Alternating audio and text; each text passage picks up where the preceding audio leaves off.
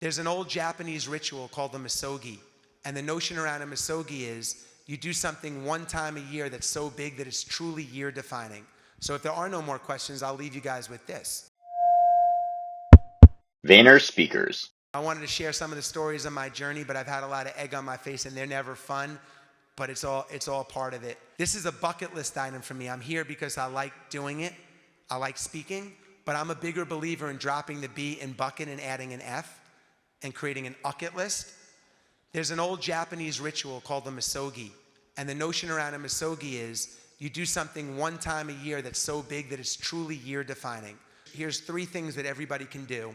The first one, you do something one time a year that's year defining. If I asked Abraham, what'd you do 8 days ago?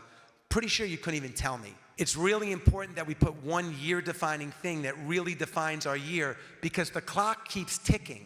The heartbeats get depleted, okay? So you want to have one anchor thing. I'm going to launch a podcast. I'm going to open a new store. I'm going to stop smoking. I'm going to lose weight. I'm going to take care of I don't care what it is. Write a book.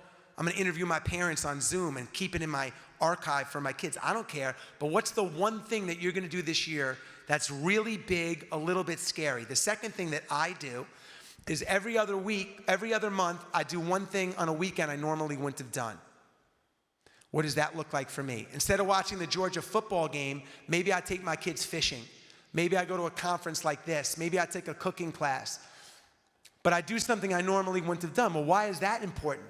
Because at the end of the year, if I can take one day every other month, follow me, that's 6 mini adventures a year. How old are you, Abraham?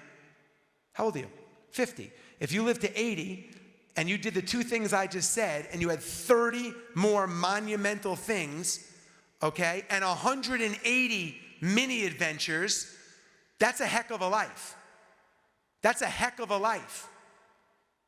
And the third thing that I do is every quarter I add a winning habit because habits are the backbone of if we're going to be successful or not.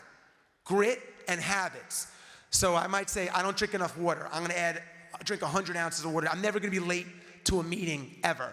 I'm going to return every call. I'm going to add a 10-minute a day meditation practice. It's your decision. It's your decision.